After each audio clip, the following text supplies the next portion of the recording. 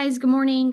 Welcome to our last Grad Connect International New Student session of this series before you guys join us in August.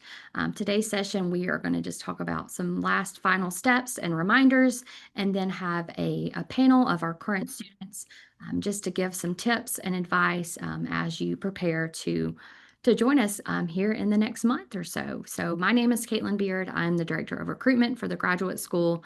I will go ahead and let our friends from the Office of International Student and Scholar Services introduce themselves and then give their little presentation with a few reminders and things, and then we'll switch over to the current student panel, and that's when I'll have our current students introduce themselves. But guys, just a reminder for those of you joining us, if you do have any questions as we go, please send those in the Q&A feature, and we will answer those either in the chat or at the end of the session as we have time. Do know that this session is for our international admitted students who are planning to join us in August. So if you have questions that are not related to joining us in August, such as application questions or something like that, we most likely won't have time to answer those, and I encourage you to attend a session for international applicants, students who are interested in applying to or are currently applying, and I'll send a link in the chat as well for upcoming sessions for that are specifically for those applicants. So as we go, please be sure to send anything in the Q&A and keep an eye on the chat because we'll be sending any links there that are relevant to the discussion. So I'll go ahead and hand it over to our friends in ISSS, and then we'll move forward. Thanks, guys. Thanks, Caitlin. Hi, everyone. My name is Trang Nguyen. I am Associate Director of International Student and Scholar Services. Our office handle visa and immigration related issues, and we help with programming and activities to help international students who study at UA. And I'm going to turn over to Rosanna to introduce herself. Hi, I'm Rosanna Yolian. I'm one of the international advisors at ISSS.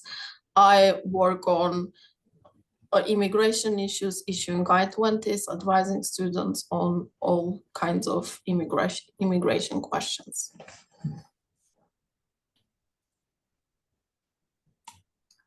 Okay, so thank you everyone for being here. As Trang said, we have a short presentation for you about arrival and preparing for life at UA.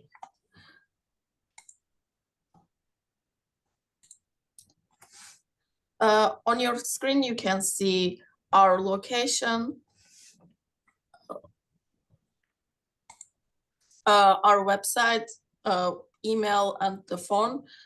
Please don't hesitate to reach out to us. Our email is international@ua.edu. You have our phone numbers on your screen and our location. We are open Monday through Friday from 8 a.m. till 4:45. So this is important contact to have. If you have any question, you can always reach out to us.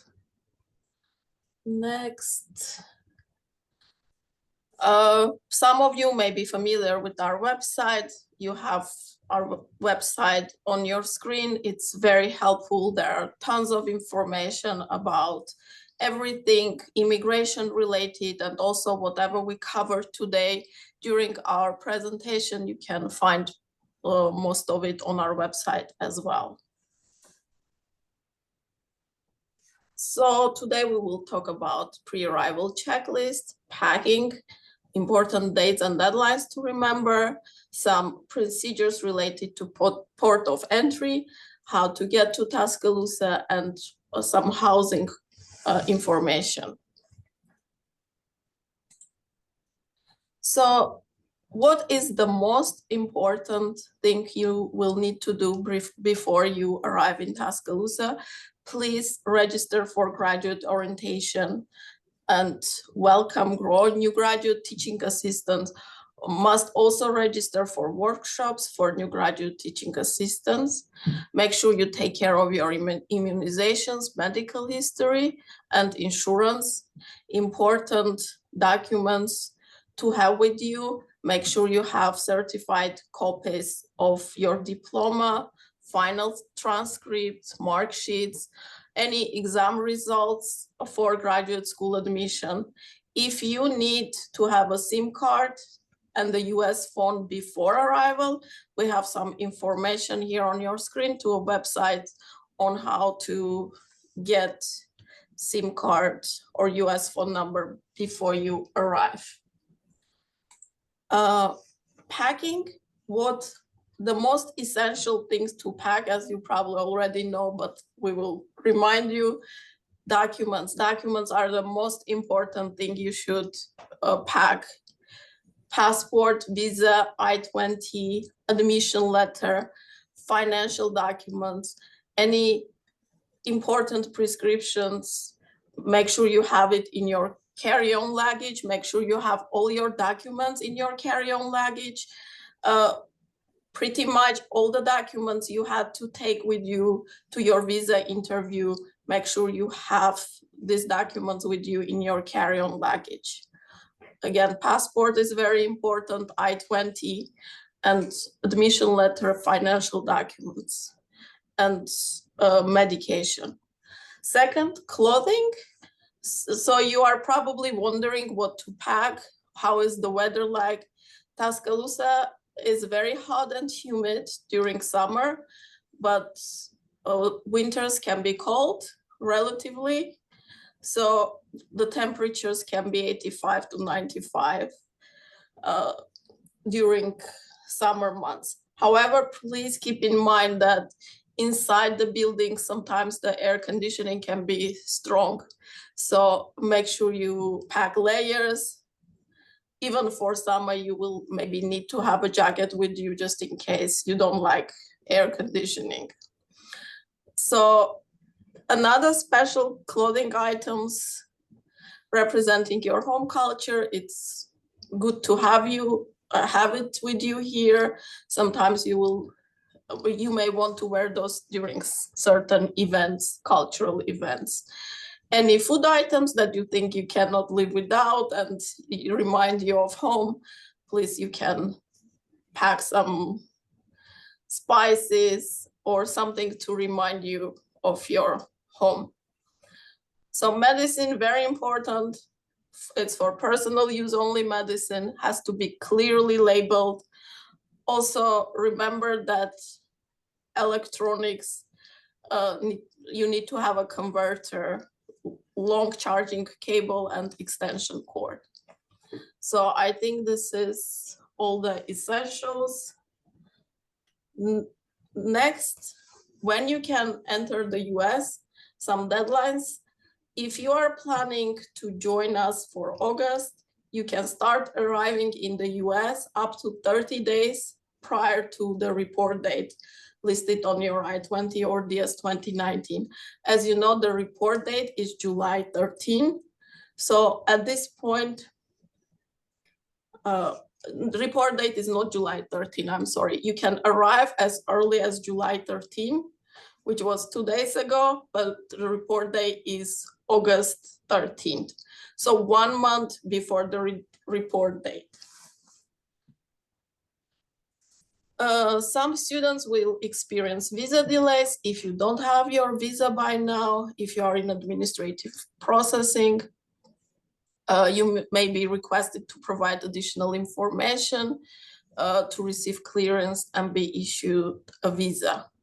Unfortunately, if you are selected for administrative processing, there is nothing that International Student and Scholar Services can do to expedite the process. It can be a lengthy process. You just have to wait until it is done.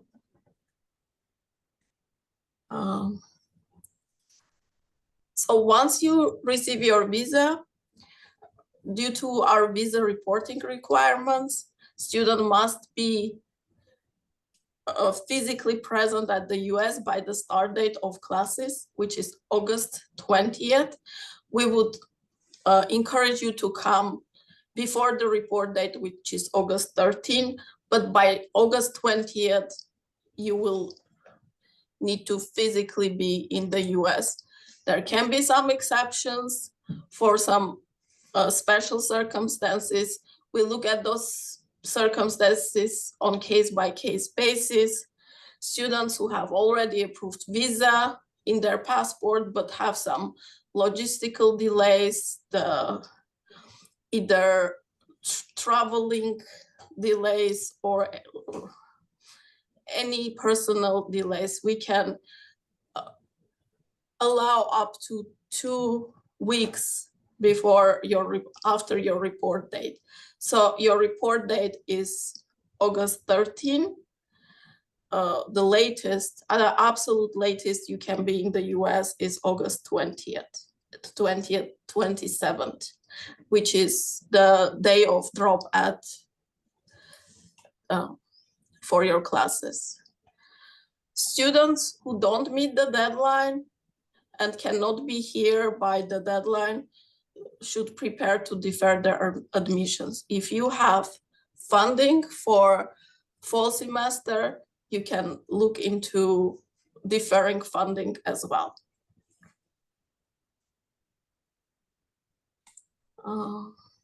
Okay.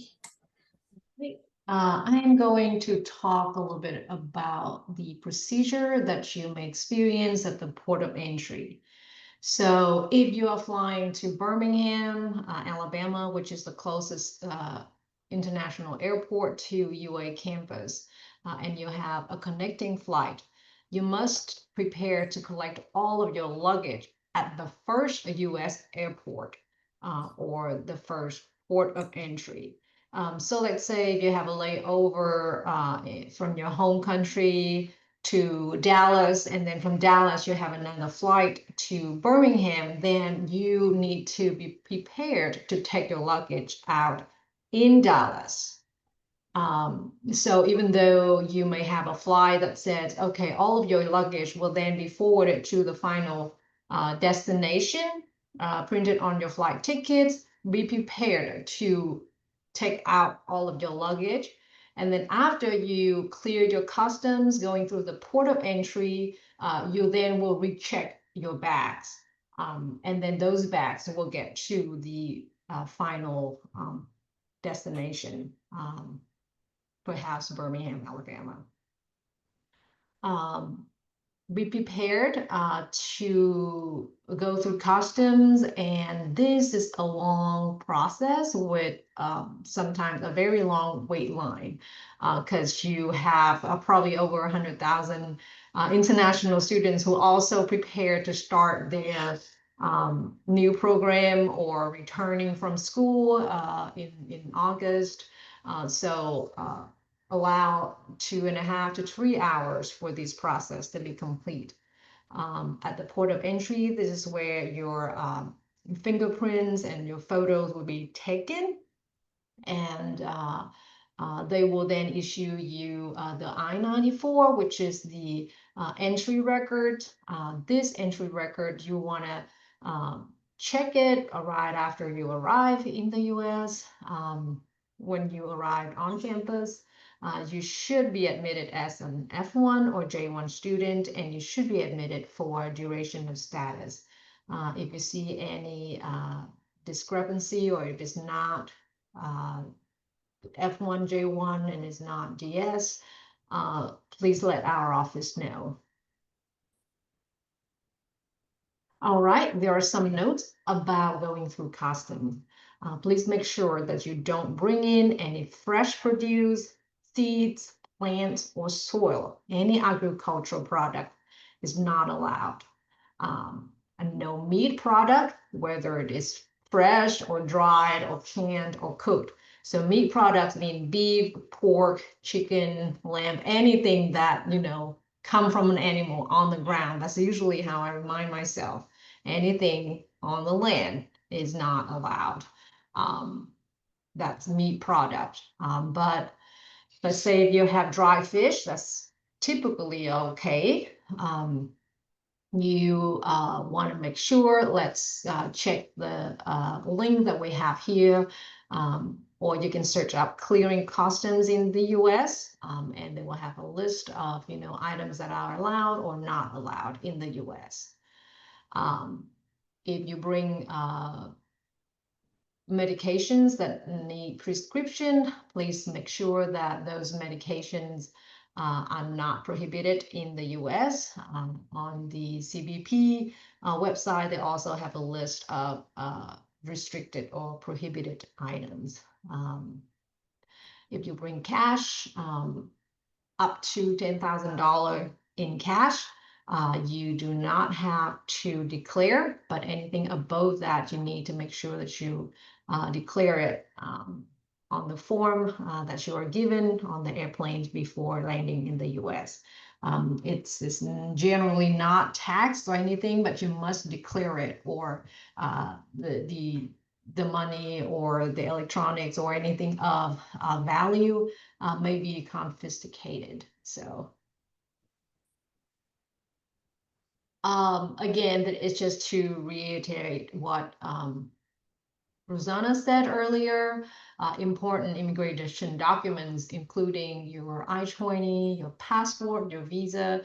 Please take it with you in your luggage, or if you have like a body, or what you call it, like a handbag or a backpack, keep them with you. So, because you have to present those documents at the port of entry. You may also be asked for some other documents, such as CVIS fee receipt, any proof of funding, like if you have a scholarship or bank statements that you use for the I-20 process, they may ask for them as well. If you have admission letter, any tuition receipt that you pay, keep those documents with you in case you are asked. Well, if you're among one of the students who are already in the US and you've just finished a program somewhere else, congratulations, you've been through the custom process. You don't have to worry about too much, as you're somewhat familiar with it. Just make sure that you transfer your CVIS from your current program to UA. On the I-20 request form, we have the school code, and making sure that you have your CVIS and get your CVIS transferred and have your I-20 from UA ready to go before the first day of classes, which is August the 20th. Now, how do you get to Tuscaloosa? Airport, or what airport you should fly to?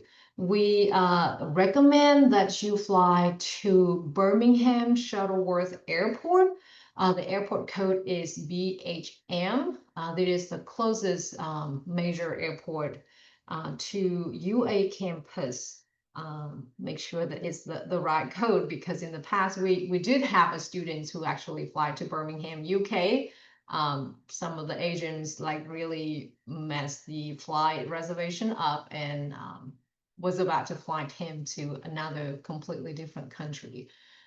So you can also fly to Atlanta, which is another major airport, but it's much further away, and you may have harder time finding transportation from Atlanta to UA campus.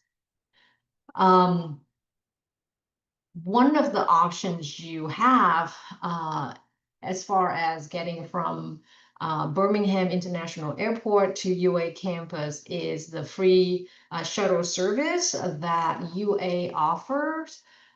We have free daily shuttle services that pick up students from Birmingham Airport at 6 p.m. From August 9th to the 16th. So if you've already have your flight tickets and you're arriving between these two dates, any days between these two dates, you can sign up using the link on our website here. Under the arrival sections, we post the link there for you to reserve a spot on that shuttle. If the time doesn't work for you, if you arrive earlier or later than these dates, or the time doesn't line up very well, you can also arrange for your own transportation.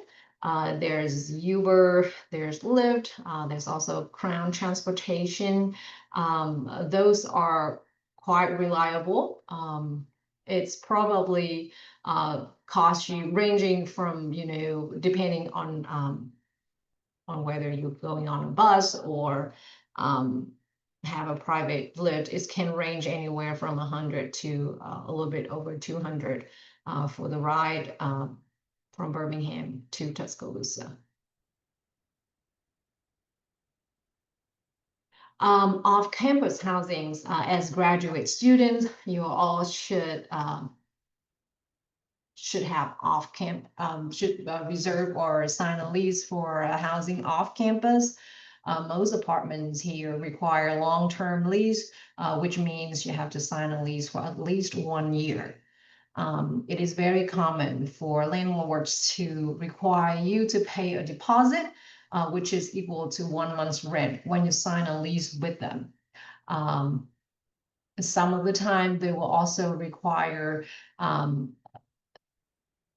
a deposit, which is the first and last month of the rent upon move-in.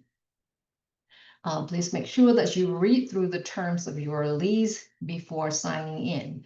And when you sign a lease, a contract, and you are legally bound by this contract, if you break the contract, there will be consequences. If you find somewhere that is cheaper or better, you don't get out of that contract until the lease is up, or you have to pay a pretty hefty fine for breaking the contract. You can check out the off-campus housing site here.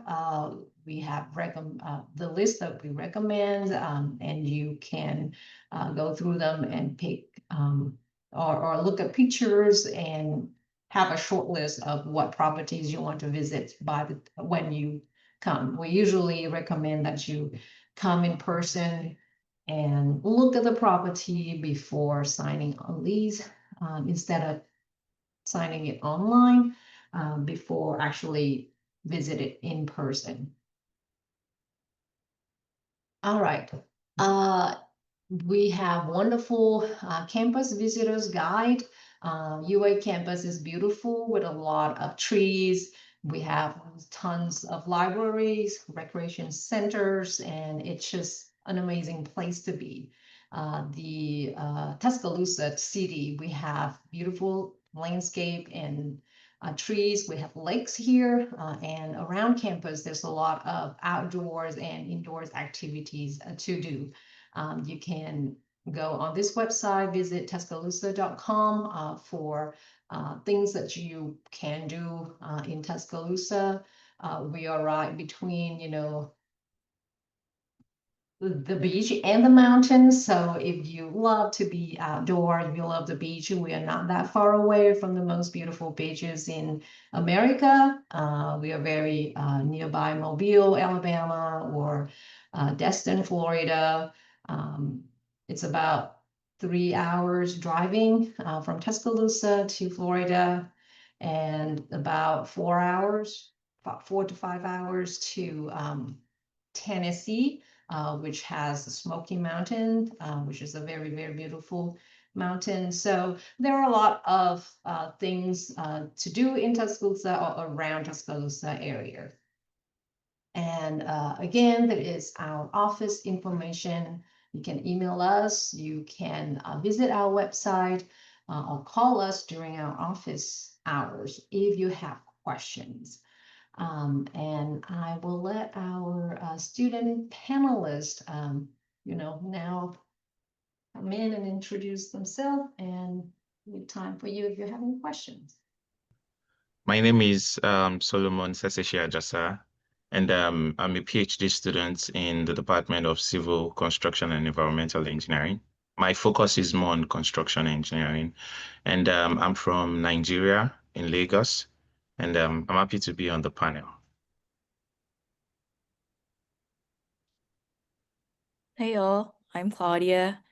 I'm from Indonesia and I'm doing my PhD in communication and information sciences, particularly in public relation. Hi everyone, my name is Shivangi. I'm a PhD student, fourth year PhD student in the Department of Chemical Engineering. My work focuses on transforming waste ethanol into sustainable aviation fuel. I'm from India, specifically Mumbai. So we do have some questions I'm going to ask just to get us started, but if there are questions that you guys have for our panelists, please go ahead and start sending those and we'll answer those as we go. So I am going to go out of order, guys. Sorry from the email I sent, but what was the biggest transition for you when coming to the United States? I can start. When I come to the United States, the first thing that I noticed is the education system, because in Indonesia we get used to like listening to people talking in front of the class, like teacher or like professor. And then in here I have to go to class, I have to come prepare, I have to read all the materials. And it was like really, really hard at the beginning. But yeah, I kind of make it. Yeah. Well, I think one of the things that's occurred to me the very most right from the start is in Nigeria, where I come from, it's really, really a community-based environment, very community-based. I mean, I literally knew everyone in my street, in my, apartment and all that. But getting here was a different environment. There's less community-based setting. So that was one of like the biggest shocks that I experienced. And another one was that typically when people tell you that, oh, it's just 5 minutes away, they are telling you that it's a 5 minute drive away, not a 5 minute walk or cycling. And it was something that I had to adjust to as well, because when we say back home 5 minutes away, it was more about, okay, just take 5 minutes walk. So some of the vocabularies, use of words, and um, cultural lifestyle was some of the major differences. For me also, it was actually the education system. So something called as office hours was not what I had known before coming to the United States.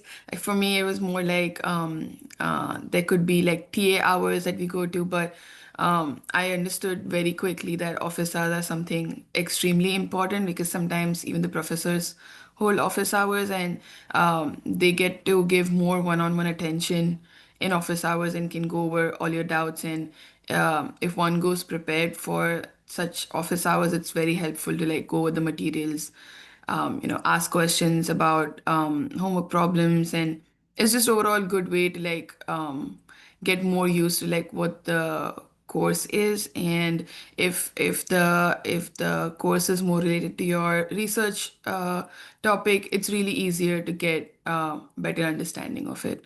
So highly would recommend never to miss office hours. For sure. So our next question is, how do you get around campus in the city?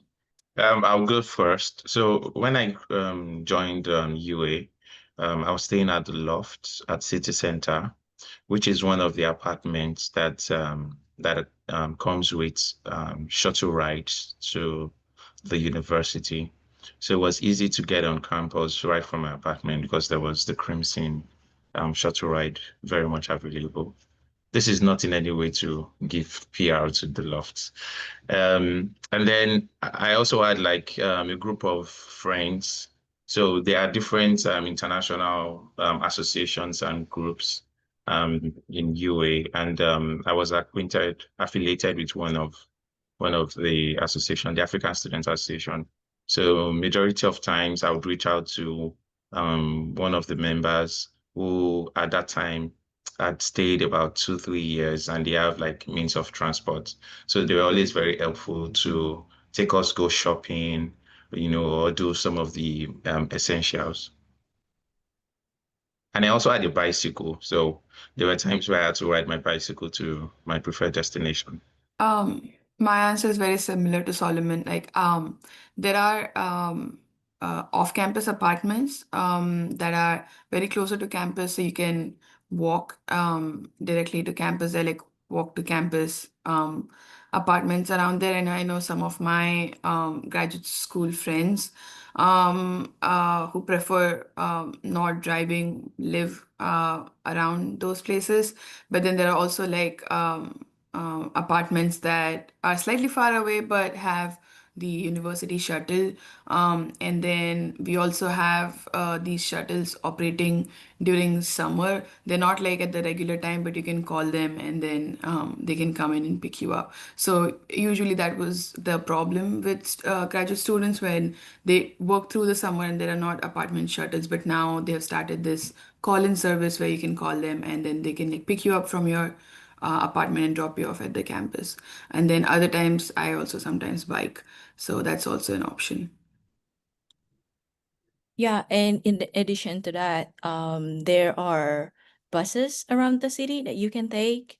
I remember in my first semester, I used to take it, but it would take forever only to wait for the bus because in one route, it's only like one time in an hour. So if you miss the bus, then you have to wait for another hour to turn to that bus. And then bus is very limited in terms of the route. So sometimes, if you want to go to Walmart, for instance, which is kind of far away, it needs you have to take two buses, two different bus routes. So um, it will take forever. So, but yeah, and I want to mention that if I'm not mistaken, for student, it's like $1 if you want to take the bus for one route. Good to know, guys. Some other questions are, what are you involved in on campus and how did you get involved? I am for my department, I'm the secretary in the graduate student council, and then for the graduate school, I am the graduate ambassador. And my story is very funny. We were just at some event, and Caitlin just like, "Hey, I think you're good with public speaking and just talking in general. You and your friend, can you both just like join this? I'll give you all the information. You can meet me later." And we was like, "Yeah, cool." And we went in, and it was amazing because Caitlin really helped us understand what the process is, and she was really nice to explain everything, very friendly, although she's our boss in all terms. But yeah, she never made us feel like that. And that's how we joined it. And then under the graduate ambassador, our duties are to, like, for example, this where we share our experiences and then also talk to students who are prospective candidates and do volunteer for such events, help with move-in for RU students, and then as a secretary for the Graduate Student Council, I work on arranging a research symposium for the department, arrange the International School Festival, etc. Like helping the president of the student community overall and be the liaison between students and the faculty. Um, in terms of involvement at joining the UA, I actually started pretty early. I've always been interested in service, so it was something that I looked out actively for. And I'd served in different capacity. I'd served with the ISSS office as an IPAC leader. And basically what it means is International Peer Advisory Council, where as international students that have spent over a year, we get into like groups, small groups with incoming international students to share our experiences with them and support them in possible ways, just for them to transition well into the environment, UA environment. I also served as I just finished my tenure as the president of the Graduate Student Association, and before that, I was vice president DEI for GSA as well, for the Graduate Student Association. And then I'm a grad ambassador and also a gain influencer, amongst other things that I've done. And one thing is, if you really are interested in service, there are so many opportunities out there for you to serve. All you just need to do is to ask questions, look out there. I mean, when you go online, go to the website, get affiliated with the different students associations, you get to see some of these positions, readily available, and you can use that to also build your capacity as a person, just to get better. Yeah. Same as Solomon and Shifangi said, I got involved in my very first semester because I have no Indonesian community and I need friends. I have no Indonesian people at that time. So every Friday, international office usually have coffee hour, 11:30 until 1. And I pretty much always show up in my first semester. And that's how I got involved. I knew a lot of people. And now, in fact, this August, I will start my tenure as the president of International Student Association. So you will definitely see me around starting next month. And if you see me and you want to get involved in ISA, which technically, if you're a new international students, you're a new member, which, yeah, already a new member.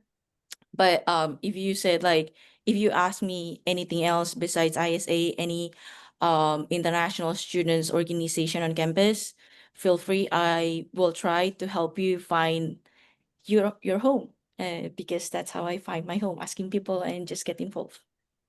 Another question that we have is, what are 3 things as an international student that you would recommend bringing? And then we're also going to ask, what's something that you packed but wish you wouldn't have? But first, let's answer the first question of name 3 things that you would absolutely recommend bringing. Okay, let me go first. I think the most important one is food. Food is like the major thing. Because I'll give you an example. For someone like me who is from Nigeria, the closest African store is in Birmingham.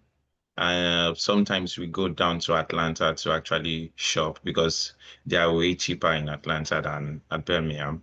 So if you are able to get in stuff from home, they are going to be fresher and you get it at an affordable price. So food is very important. And if you are the type because you're going to need some time to get used to, you know, the American meals and dishes. So you want to, get some things that you're still quite used to before the transition period is over.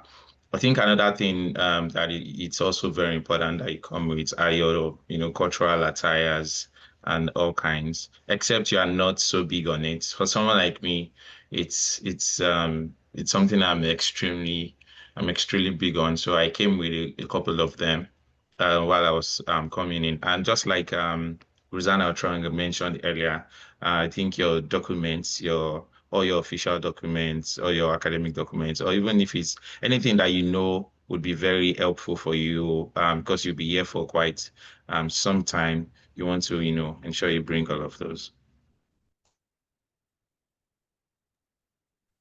To add what Solomon said, I would suggest bringing medication. I think Rosanna mentioned about this, or Trang, because the first 3 months gonna be busy, and I don't know if you have time to figure it out what medication you should have or you have access to. So it's better for you to bring your 3 month supply and then figure it out during that time period.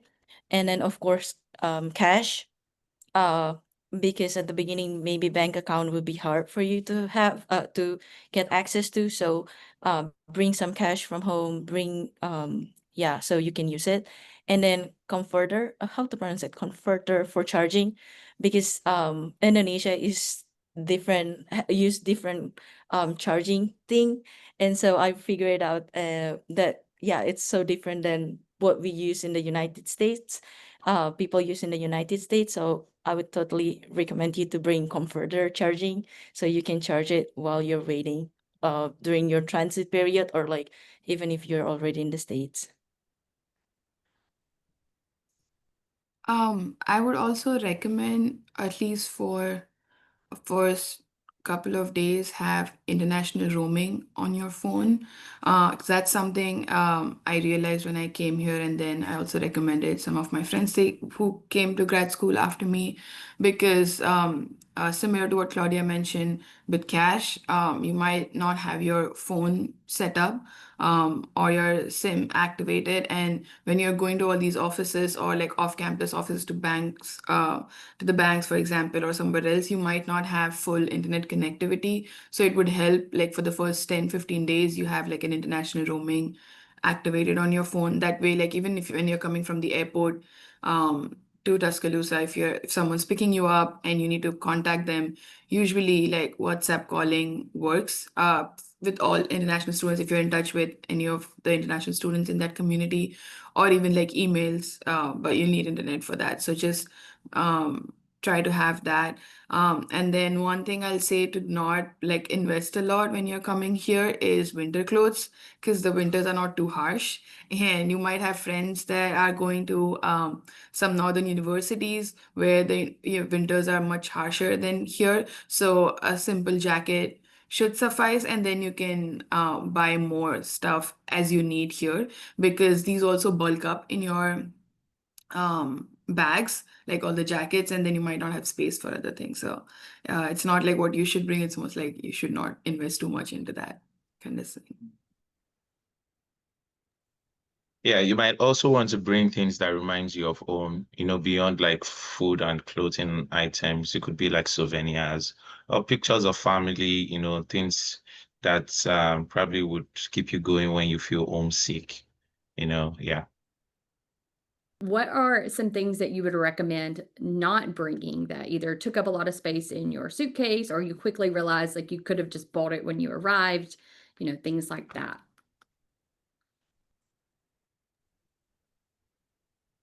I think Shifanya already answered this, and I totally agree with that.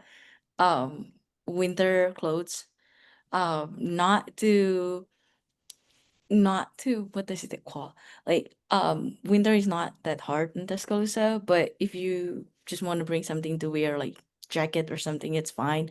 But like, it's not the same as the northern part of the United States, so definitely not recommend you to bring like a huge and really thick, really thick jacket. Like, no.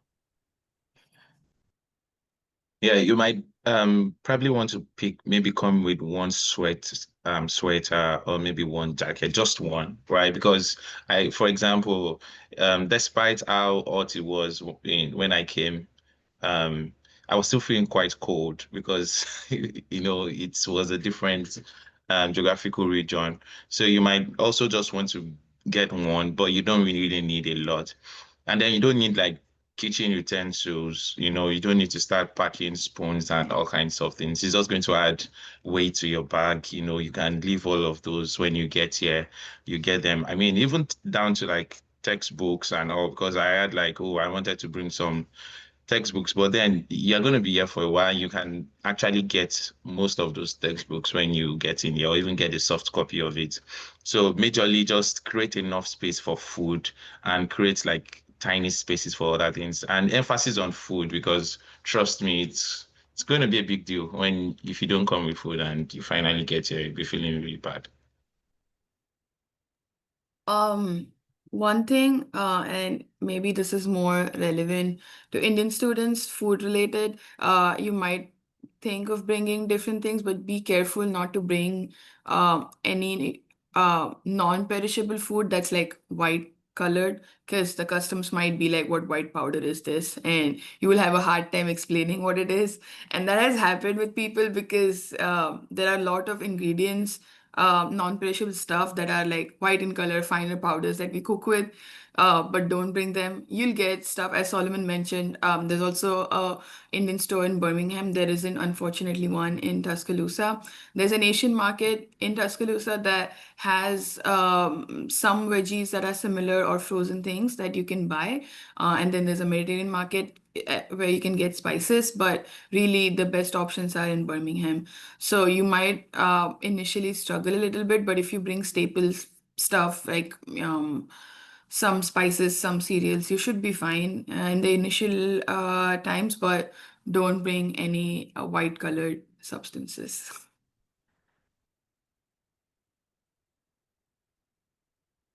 For sure. Anything you guys would like to add, Trong or Rosanna?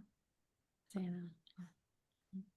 I think they cover it all. And the tips about not bringing anything white powder is really a good one, because it did happen to one of my friends who came in with some powder herb from home, and his custom process was like an hour longer because they want to make sure that it wasn't something that is prohibited. Yeah, for So sure. yeah, they want a smooth, easy, custom process. Don't bring things that can be questionable. So Just to Sorry, Kate. Just to add to that, if possible, you can ensure that like the food items you're coming with are the ones that are packed and labeled. That, probably they have the description of the kind of food it is. But if it's, for example, maybe a dry fish, right, that is not labeled, you can actually get maybe what's it called? This transparent bags, and then maybe write on it, explaining what is on it. That would also help you because instead of them having to question you and ask you exactly when they see the ingredients or they have an idea of what it is, it's sort of just fasten the process a bit. So you want to consider doing that as well. if you do have more questions, of course, reach out to us in the graduate school, especially about things related to admission, such as your transcripts, if deferring, registering for courses, funding, things like that. But of course, if there's anything related to your visa, your SEVIS, anything, even arriving on campus and getting, what's the word I'm looking for? A shuttle. That's a great offer that they are doing, offering those shuttle rides from the airport. So make sure you get that set up if y'all have any questions. And then, of course, these are a few of our graduate ambassadors that we have here at UA. And so definitely reaching out to them, reaching out to the student organizations that we have, especially the student organizations within your home country, because they are more than happy to help. They've been through it, they understand, and they are available to give you guys some good tips. Someone asked about foreign driver's licenses. Can they be used in Alabama, and are there any other requirements? Does someone want to answer that, or we can type it up? It doesn't matter. Yeah, as an international student, you can use your foreign driver license as long as it's translated in English. If it's not in English, you will need to present it with your, like proof that you are a student at UA, like your I-20, your passport, etc. Now, different state will have different requirements. So what I'm talking about, it's just in Alabama only. If you happen to cross the border, will be different rules that apply. Typically, there shouldn't be an issue if you trying to use your foreign driver license. What I've learned is that if you try to, let's say, purchase a car or purchase a car insurance with a foreign driver license, typically you're subject to a higher rate of insurance. It's just something to consider, but just to drive, it should be fine.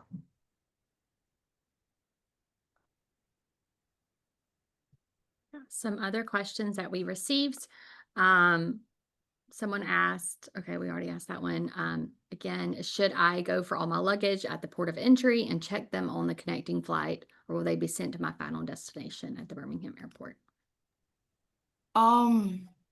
Usually, once you check in your luggage at your departure airport, they would arrive directly at the port of entry. So if your port of entry is Birmingham, that the first one in the United States, it would be there. But if it, for example, is in Atlanta, there's a chance that you would get all your luggage there, and you have to like then, if you don't have it as an international flight, you have to transfer on your own to the next flight. But if it's a connecting flight, they usually transfer, but you do have to do security every time you leave the aircraft. So even if it's not a United States connecting place, so for example, if it's through London Heathrow Airport, you'll have to do security again. And even if it's in the United States from Atlanta to Birmingham, you have already booked your flight, you'll have to do a security check again. So that's usually more um,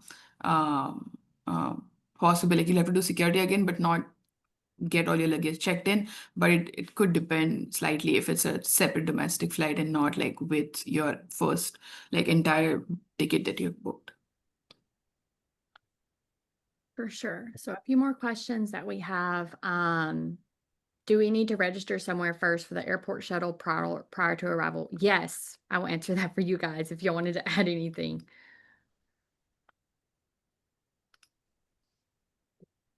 Is it on? Yes, we need Okay. like the reservation if you want to take advantage of the free shuttle that we offered.